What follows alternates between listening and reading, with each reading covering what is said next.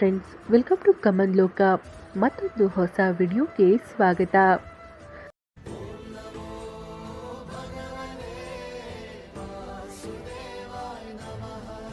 ಸ್ನೇಹಿತರೆ, ನಾವು ನಿದ್ರೆಯಲ್ಲಿ ಕಾಣುವ 5 ಕನಸುಗಳ ಬಗ್ಗೆ ತಿಳಿಯೋಣ. ಸ್ನೇಹಿತರೆ, ನಾವು ಅನೇಕ ರೀತಿಯ ಕನಸುಗಳನ್ನು ಕಾಣ್ತೇವೆ. ಅವುಗಳಲ್ಲಿ ಕೆಲವು ಒಳ್ಳೆಯದು ಮತ್ತು ಕೆಲವು ಕೆಟ್ಟದ್ದು. ಆದರೆ ಕನಸುಗಳ ಬಗ್ಗೆ ಯಾರೊಂದಿಗಾದರೂ ಮಾತನಾಡಬೇಕೆಂದು ನೀವು ಎಂದಾದರೂ ಯೋಚಿಸಿದ್ದೀರಾ? ಕನಸುಗಳನ್ನು ವಿವರಿಸಲಾಗಿದೆ, ಮರೆತು ಸಹ ಇತರರಿಗೆ ಹೇಳಬಾರ್ದು. ಏಕೆಂದರೆ ಕೆಲವು ಕನಸುಗಳು ನಮ್ಮ ಜೀವನದಲ್ಲಿ ಪ್ರಯೋಜನಕಾರಿಯಾಗಿರ್ತವೆ ಮತ್ತು ಕೆಲವು ನಮ್ಮ ಜೀವನದಲ್ಲಿ ಬಹಳ ಭಯಾನಕವಾಗಿರ್ತವೆ.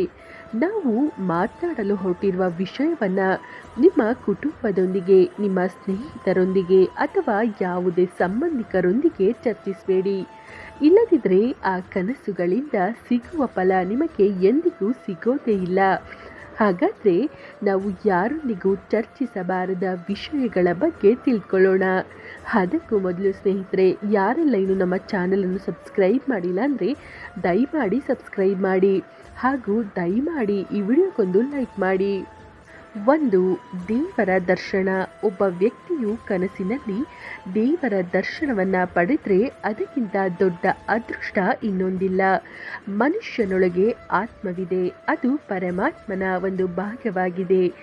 ಆತ್ಮದ ರೂಪದಲ್ಲಿ ಪರಮಾತ್ಮನು ನಮ್ಮೊಳಗೆ ನೆಲೆಸಿದ್ದಾನೆ. ಆದ್ದರಿಂದ ಕನಸಿನಲ್ಲಿ ದೇವರು ಕಾಣಿಸಿಕೊಂಡಾಗ ಅದರ ಅರ್ಥವೇನೆಂದರೆ ಅವರು ನಮ್ಮೊಂದಿಗೆ ಸಂಪರ್ಕ ಸಾಧಿಸಲು ಪ್ರಯತ್ನಿಸುತ್ತಿದ್ದಾರೆ. ಇದರರ್ಥ ದೇವರು ನಮ್ಮ ಕನಸಿನಲ್ಲಿ ನಮಗೆ ಕೆಲವು ದಿನಗಳ ಕಾಲ ಕೆಲವು ಸಂದೇಶಗಳನ್ನು ನೀಡಲು ಬಯಸ್ತಾನೆ. ನಾವು ಪೂಜೆ ಮಾಡ್ತಿದ್ರೆ ಇದು ನಮ್ಮ ಜೀವನದಲ್ಲಿ ಸಂತೋಷವನ್ನು ತರುತ್ತದೆ ಮತ್ತು ನಮ್ಮ ಸಮಸ್ಯೆಗಳನ್ನು ನಿವಾರಿಸುತ್ತದೆ. ಏಕೆಂದರೆ ದೇವರ ದರ್ಶನವು ನಮ್ಮ ಜೀವನದ ಪ್ರಮುಖ ಭಾಗವಾಗಿದೆ ಎಂದು ನಮಗೆಲ್ಲರಿಗೂ ತಿಳಿದಿದೆ. ಆದ್ದರಿಂದ ಇದು ನಮ್ಮ ಜೀವನಕ್ಕೆ ಒಳ್ಳೆಯದು. ಆದರೆ ನಾವು ಅದರ ಬಗ್ಗೆ ಯಾರೊಂದಿಗೂ ಚರ್ಚಿಸಬಾರದು. 2.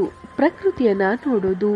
ನಾವು ಕನಸಿನಲ್ಲಿ ಮರಗಳು, ಸಸ್ಯಗಳು, ನದಿಗಳು, ಕೊಳಗಳು, ಸೂರ್ಯ ಮತ್ತು ಚಂದ್ರನಂತಹ ವಿಷಯಗಳನ್ನು ನೋಡಿದರೆ ಇದು ನಮ್ಮ ಜೀವನದಲ್ಲಿ ಭವಿಷ್ಯದ ಸಮಯವನ್ನು ಸೂಚಿಸುತ್ತದೆ. ನೀವು ಕನಸಿನಲ್ಲಿ ಪ್ರಕೃತಿಯ ಹತ್ತಿರ ಇರುವುದನ್ನು ಕಂಡ್ರೆ ಇದು ಬಹಳ ಶುಭವೆಂದು ಪರಿಗಣಿಸಲಾಗಿದೆ. ಇದನ್ನು ದೇವರ ಸಂಕೇತವೆಂದು ಪರಿಗಣಿಸಲಾಗಿದೆ. ಆದ್ದರಿಂದ ನಿಮ್ಮ ಕನಸಿನ ಬಗ್ಗೆ ಯಾರೊಂದಿಗೂ ಎಂದಿಗೂ ಚರ್ಚಿಸಬಾರದು. 3. ನಾವು ಕನಸಿನಲ್ಲಿ ಶವವನ್ನು ನೋಡಿದರೆ, ಕನಸಿನಲ್ಲಿ ಯಾರಾದರೂ ಸತ್ತಿರೋದನ್ನು ನೋಡಿದರೆ ಅದು ನಮ್ಮ ಜೀವನಕ್ಕೆ ಶುಭಕರ ಎಂದು ನೀವು ಕೇಳಿರಬಹುದು. ಕನಸಿನಲ್ಲಿ ಶವವನ್ನು ಸ್ಮಶಾನಕ್ಕೆ ಕೊಂಡೊಯ್ಯೋದನ್ನು ನೋಡೋದು ಒಂದು ರೀತಿಯ ಸಂಕೇತವೆಂದು ಪರಿಗಣಿಸಲಾಗಿದೆ. ಇದು ಮುಂಬರುವ ದಿನಗಳಲ್ಲಿ ನೀವು ಯಾವುದೇ ಶ್ರಮವಿಲ್ಲದೆ ಇದ್ದಕ್ಕಿದ್ದಂತೆ ಬಹಳಷ್ಟು ಹಣವನ್ನು ಪಡೆಯುತ್ತೀರಿ ಎಂದು ಸೂಚಿಸುತ್ತದೆ. ಕನಸಿನಲ್ಲಿ ಯಾರಾದರೂ ಸತ್ತರೆ ನಮ್ಮ ಜೀವನದಲ್ಲಿ ಬಹಳಷ್ಟು ತೊಂದರೆಗಳನ್ನು ಉಂಟು ಮಾಡಬಹುದು ಮತ್ತು ಇದರ ಬಗ್ಗೆ ಯಾರೊಂದಿಗೂ ಹೇಳಬೇಡಿ. ನೀವು ದೀರ್ಘಕಾಲದಿಂದ ಅನಾರೋಗ್ಯದಿಂದ ಬಳಲಿದ್ರೆ ನೀವು ಕನಸಿನಲ್ಲಿ ಸತ್ತ ವ್ಯಕ್ತಿಯ ಶವವನ್ನು ನೋಡ್ತೀರಿ. ಅಷ್ಟೇ ಅಲ್ಲ, ನೀವು ಆ ಸತ್ತ ವ್ಯಕ್ತಿಯ ಶವಯಾತ್ರೆಯಲ್ಲಿ ಭಾಗವಹಿಸಿದರೆ ಇದರರ್ಥ ನಿಮ್ಮ ಜೀವನದಲ್ಲಿ ದೀರ್ಘಕಾಲದಿಂದ ನಡೆಯುತ್ತಿರುವ ರೋಗಗಳು ಅಥವಾ ಸಮಸ್ಯೆಗಳು ಕೊನೆಗೊಳ್ಳಲಿದೆ. 4. ಮೀನುಗಳು. ಈಗ ನಾವು ಮೀನುಗಳಿಗೆ ಸಂಬಂಧಿಸಿದ ಯಾವುದೇ ವಿಷಯವನ್ನು ಕನಸಿನಲ್ಲಿ ನೋಡಿದರೆ ಅದು ಸಂಪತ್ತನ್ನು ತರುತ್ತದೆ ಎಂದು ಮಾತನಾಡೋಣ. ನಮ್ಮ ಕನಸಿನ ಬಗ್ಗೆ ಯಾವುದೇ ವ್ಯಕ್ತಿಗೆ ಹೇಳಬಾರ್ದು ಎಂದು ನೆನಪಿಟ್ಕೊಳ್ಳೋದು ಬಹಳ ಮುಖ್ಯ.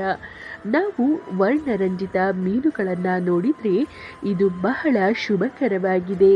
ಕನಸಿನಲ್ಲಿ ಮೀನುಗಳು ಮತ್ತು ಅವುಗಳ ಜೊತೆಗೆ ವ್ಯಕ್ತಿಯ ಜೀವನವು ಬಹಳ ಯಶಸ್ವಿಯಾಗುತ್ತದೆ ಮತ್ತು ಭವಿಷ್ಯದಲ್ಲಿ ಯಾವುದೇ ತೊಂದರೆಗಳನ್ನು ಎದುರಿಸಬೇಕಾಗಿಲ್ಲ ಎಂದು ಹೇಳಲಾಗುತ್ತದೆ. 5. ಕನಸಿನಲ್ಲಿ ಹಾವು ನೋಡೋದು. ಈಗ ನಾವು 5ನೆಯ ಕನಸಿನ ಬಗ್ಗೆ ತಿಳಿಯೋಣ. ಅದು ಬಹಳ ಮುಖ್ಯವಾಗಿದೆ.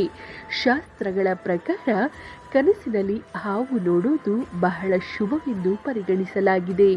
ಇದು ವ್ಯಾಪಾರದಲ್ಲಿ ಮತ್ತು ಎಲ್ಲದರಲ್ಲೂ ನಮಗೆ ಬಹಳಷ್ಟು ಪ್ರಯೋಜನವನ್ನು ನೀಡುತ್ತದೆ.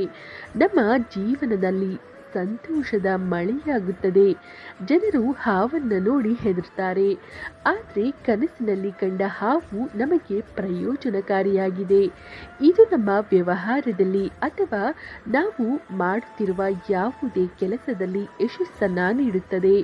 ಇದು ನಮ್ಮನ್ನು ಪ್ರಗತಿಯತ್ತ ಕೊಂಡೊಯ್ಯುತ್ತದೆ. ನಾವು ಅದರ ಬಗ್ಗೆ ಯಾರೊಂದಿಗೂ ಹೇಳದಿದ್ದರೆ ನಮ್ಮ ಕೆಲಸದಲ್ಲಿ ನಾವು ಖಂಡಿತವಾಗಿಯೂ ಯಶಸ್ಸನ್ನು ಪಡಿತೇವೆ. ನಾವು ನಮ್ಮ ಕನಸಿನಲ್ಲಿ ಹಾವನ್ನು ನೋಡಿದರೆ ಕನಸಿನಲ್ಲಿ ಹಾವನ್ನು ನೋಡುವುದಕ್ಕೆ ವಿಭಿನ್ನ ಅರ್ಥಗಳಿವೆ. ಜೀವನದಲ್ಲಿ ರಾಹುವಿನ ಪ್ರಭಾವ ಬಂದಾಗ ಕನಸಿನಲ್ಲಿ ಹಾವು ಕಾಣಿಸಿಕೊಳ್ಳಬಹುದು. ಇದರರ್ಥ ರಾಹು ನಿಮಗೆ ಫಲವನ್ನು ನೀಡಲಿದ್ದಾನೆ. ಇದು ಕೆಲವರಿಗೆ ಶುಭ ಮತ್ತು ಕೆಲವರಿಗೆ ಅಶುಭವೂ ಆಗಿರಬಹುದು. ಆದ್ದರಿಂದ ಸ್ನೇಹಿತರೆ, ಇಂತಹ ವಿಡಿಯೋಗಳೊಂದಿಗೆ ನಾವು ಮತ್ತೆ ಸಿಗೋಣ. ಅಲ್ಲಿಯವರೆಗೂ ನಮಸ್ಕಾರ. ಆದ್ದರಿಂದ ಸ್ನೇಹಿತರೆ, ಇವು 5 ಕನಸುಗಳು. ಅದರ ಬಗ್ಗೆ ನೀವು ಯಾರೊಂದಿಗೂ ಹೇಳಬಾರ್ದು. ವಿಡಿಯೋದಲ್ಲಿನ ಮಾಹಿತಿ ಇಷ್ಟವಾಗಿದ್ದರೆ ದಯವಿಟ್ಟು ವಿಡಿಯೋವನ್ನು ಲೈಕ್ ಮಾಡಿ ಮತ್ತು ಕಮೆಂಟ್ಸ್ ಬಾಕ್ಸ್ನಲ್ಲಿ ಜೈ ಲಕ್ಷ್ಮಿ ಎಂದು ಬರೆಯಿರಿ. ಧನ್ಯವಾದಗಳು.